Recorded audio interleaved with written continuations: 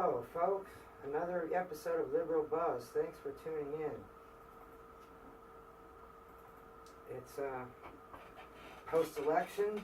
I worked, of course, the Aaron Peskin campaign, and this was my reaction to the election. Well, you know, it was.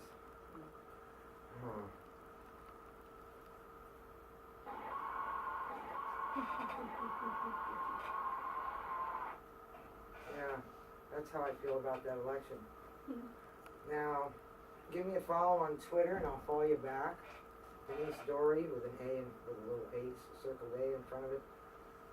And I talk a lot about cannabis on my Twitter channel.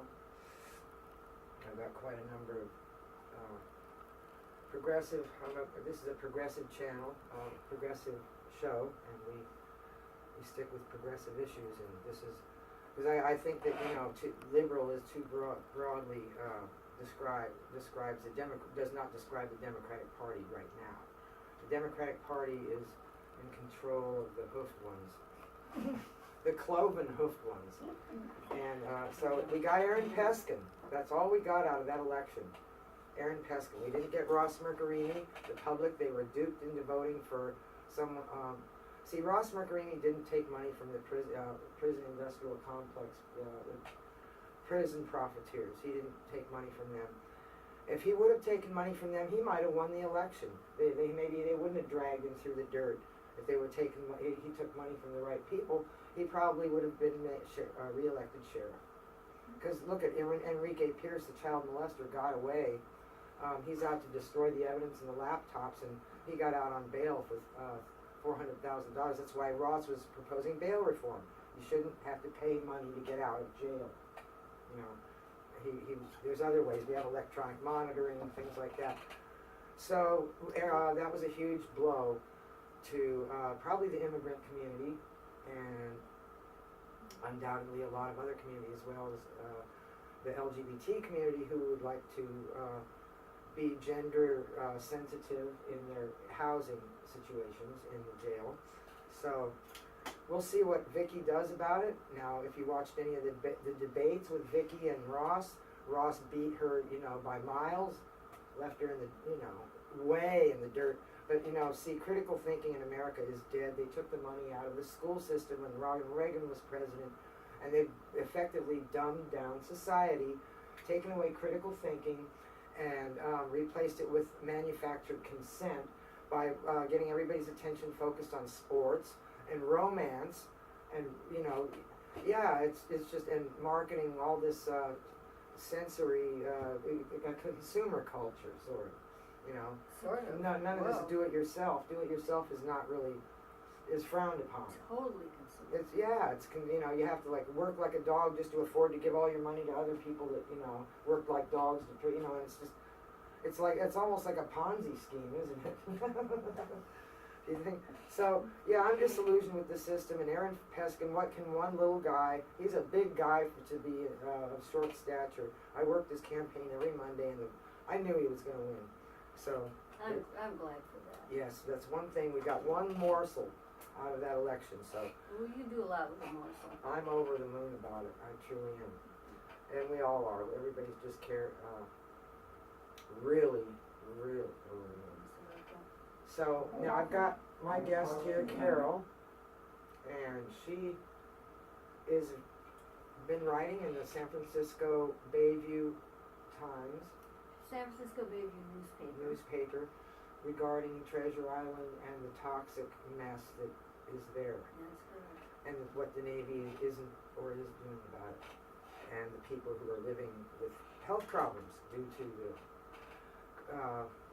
we'll get into those things, but let's watch this video first, because Can I just say about the Bayview newspaper, every article I've written about Treasure Island is written on the Bayview newspaper, because the Bayview went through the same thing with the Navy and Hunters Point Naval Station. Mm-hmm. And so it fits, so you have a good viewership in the Bayview. Yeah. So they would be very interested in this, because they're doing the same thing on Treasure Island they did in the Bayview. That's why I get recognized by people in the Bayview, and I decided to start doing shows for them because they. The name is Lennar. Lennar, yes, Lennar, Same. Diane Feinstein, Same. Nancy Pelosi. Nancy Pelosi, Willie Brown. They're all. That's right. They all are just enamored with this. Building these skyscrapers on Treasure Island. Right. And they did vibro compaction, and the same day, the pipes broke all across the island, and people had black and brown toxic sludge coming through every orifice of their dwellings. So we're going to talk about Coming that through, today. yeah, we're going to talk about that. That needs to be talked about. So that's Can what. I also give a shout out about Mike Clift, who was a wonderful visionary who died recently, and we're all extremely sad about it. Yes, we are. It's on. That's It's- all.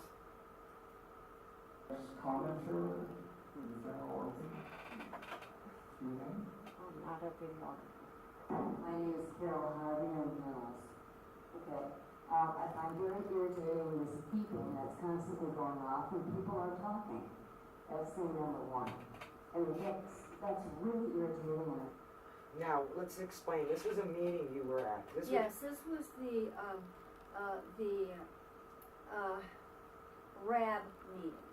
And the RAB meeting is an advisory board of citizens. The Navy is supposed to show them, they meet every other month, and the Navy cleanup guys have to bring their reports to the citizens. And so this is a RAB meeting. It's a board of citizens, and that's what this is all about. And it's on Treasure Island, and they have the meeting periodically. They have the meeting every other month. Every other And month. it's an open meeting. Yeah. And it's And to. the last one was his public meeting, last one was in October, and this is that meeting. Okay. And It's not according to format. Very distracting. You got another in a series of things that distract you from the point in these meetings. I wanted to let people know that the videos of the RAB meetings are available toward the end of each month on my YouTube channel, Carol Harvey SF. You can watch the whole thing in a playlist from beginning to end. If you miss anything, you can go back and review it. You can get all of the last meeting. Finally, the comment about the wind gusts. I agree with Catherine that this is meaningless. I walked around the island today, and I'm starting from the premise that the Navy put all the toxins in the soil to begin with. So it shouldn't be only isolated to one area. The Navy's responsible for all the toxins blowing around in this wind. I walked around about 2 hours talking on my video, reading on the sites, and during that time you could hear my voice getting softer and softer and softer until I could almost not talk because I was breathing dust the whole time. I don't think people should just have monitors, dust monitors in their homes. I think they should be available for people to wear because the biggest illness on this island is asthma and dust-related breathing problems, respiration problems, and dust with chemicals and radiation on them bad enough, but dust alone gets in the little sacs that are in your lungs. Dust alone is a problem. So this needs to be addressed by the Navy, TIDA. You guys work together, figure it out. How can people get dust monitors? This is a big problem on this island. And Treasure. finally, Bob, that question to you. The vibro compaction that was done created a series of sinkholes across the island and broken pipes. That's all documented. And explosions of feces in people's homes. I'd like to know what is going to be the follow-up on that. Are you going to do more? How? That was a test. What were the results of the test? He's turning red. Well, please correct that.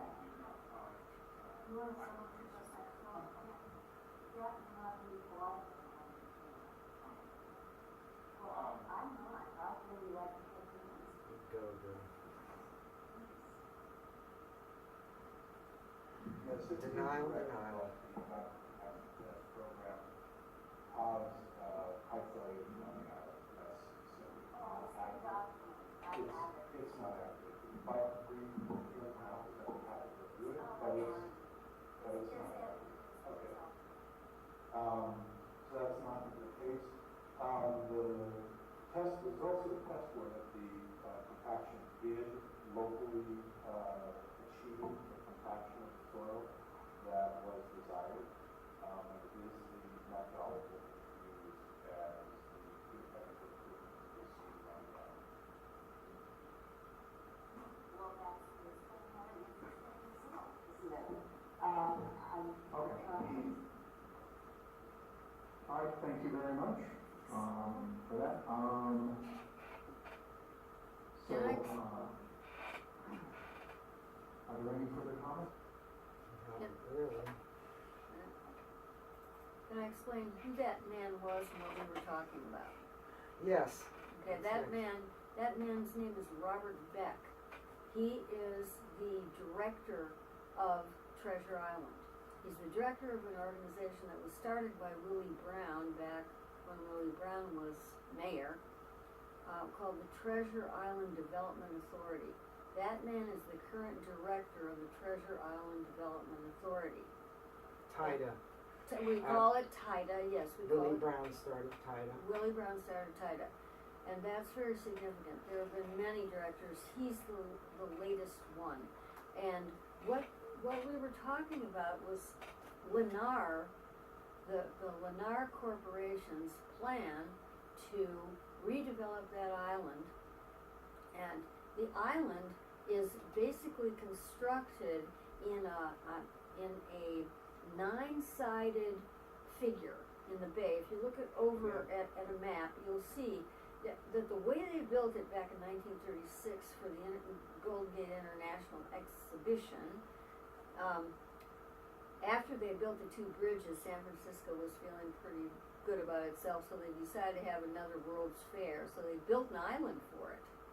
And Treasure Island was the island they built for it. And the way they did it was they set up a border of big rocks called riprap that are still there today. Yeah. And then they took a bunch of fill and silt and progressively filled, it's like a bathtub. They filled up this bathtub of rocks with this silt until it came above the waves. And what it basically is a bathtub full of dirt. and there are 3 layers. This is very important because this is very seismologically very fragile. There are 3 layers going on. First, there's a layer of this silt inside these rocks. Yeah. Then below that, there's bay mud. And then below that, the Navy did a study after Loma Prieta quake and discovered there's a layer of clay. They call it stiff clay. Recently, Berkeley seismologists determined that the Hayward and Calaveras fault are connected.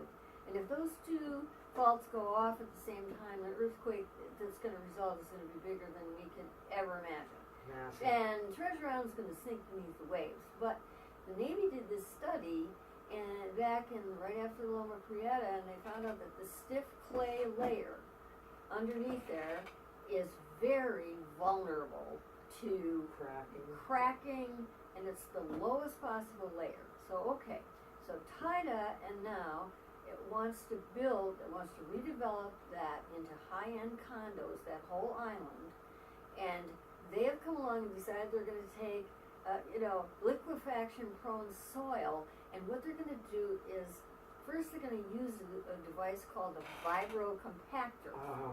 Okay, so there's a photograph of that in this article. This is just fascinating. I watched them do this. I was on Treasure Island when they did it. I have video, but it was fascinating. Yeah. See those 4 posts coming down from that yellow thing? Yeah. Okay, those are vibrating bores. And they sink those bores, all of them together, each one of the 4 into the soil, 50 feet. And as they go down, sinking, they vibrate. And that causes, like if you took sand in a glass and shook the glass, the sand would settle. And that's what they're trying to achieve with this. Liquefaction. No, they're trying to get, well, yeah, they're trying to solve the problem of liquefaction by compacting the dirt down, first by shaking it down with these bores. You're absolutely right, liquefaction. And then, after that, they're gonna come in with big pounders, big pounding machines, and they're gonna pound down the dirt. And then on top of that, they're gonna build high rises. Well, you know, sand is gonna be sand no matter how much you stomp on it. That's right, but they're trying to make it into rock. Well, it ain't gonna happen, friends. It's Well, not. well, you know, I talked to somebody It's the wishful day thinking. I videoed that happening. One of the island residents came by and he said off camera, you know, none of us believe that this is possible. None of us Oh. believe this can happen. So, in that meeting, in that video that you saw, I was asking Robert Beck, since that vibrocompaction was supposed to be a test, did they pass the test? And were they gonna go ahead and do more vibrocompaction to pat down the dirt, the liquefaction from dirt on this island? Well, let's just look at this the sinkholes. And he said, yep, what he said is important. He said, yes, it passed. I said, but the day they did that vibrocompaction, which was May 28th and 29th, pipes broke all over the island, and sinkholes formed in a line from one side of the island to the other. And that's what this article was about. You can read it on the Bayview newspaper. On sinkholes right next to the area where they did the vibrocompaction along a fence. There were several sinkholes that formed from east to west. And then there's a playground kind of in the middle where stinky puddles came up in this playground, which means that the pipes were broken, the sewage pipes were broken. Oh, you mean antiquated pipes from 1930s? Thank you. Those pipes are the original pipes that they put in that island when they built the island in 36. And that was before the Navy took it over. And on the other western end of the island, that day, Catherine Lundgren's home, like Denise said at the top of the show, feces came out of a washer, a dryer, all the toilets, all the faucets. She lost all of her, what am I trying to say, the washer, the dryer, and all that stuff. And the floor was covered with human waste, sewage.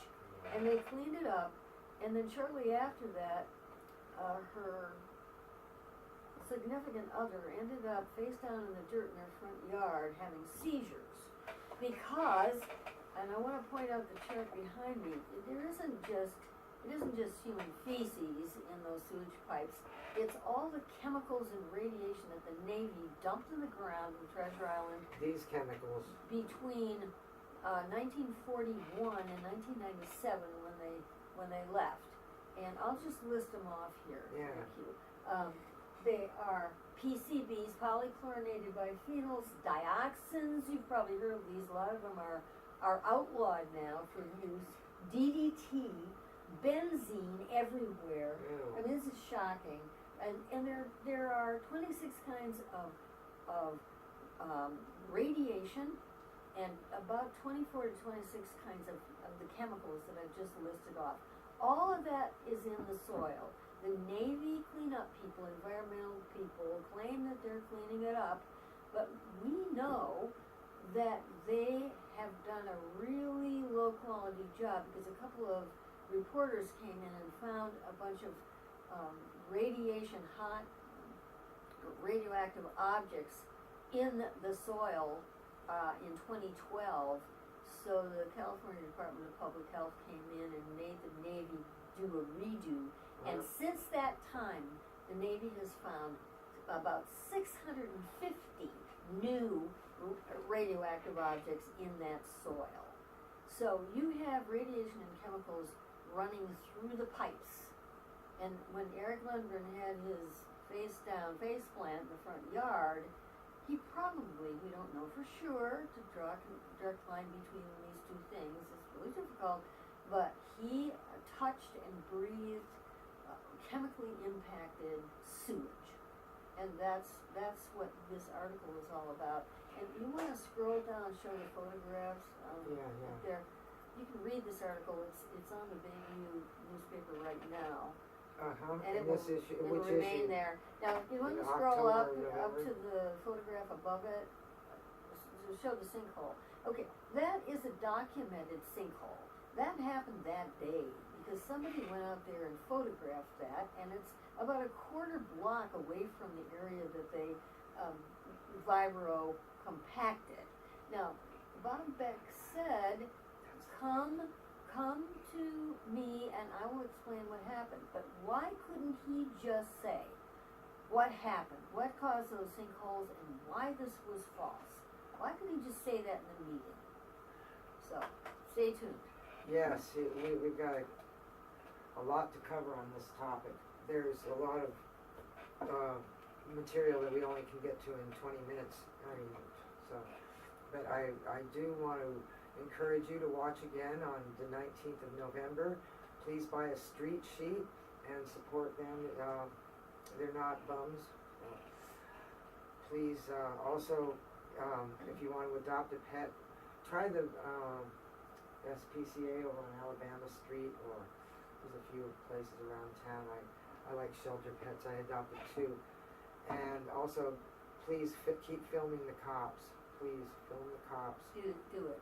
Yeah, and film people. You know, I'm glad you were in the room with that guy to film him. Thanks for watching, everybody. Cheers.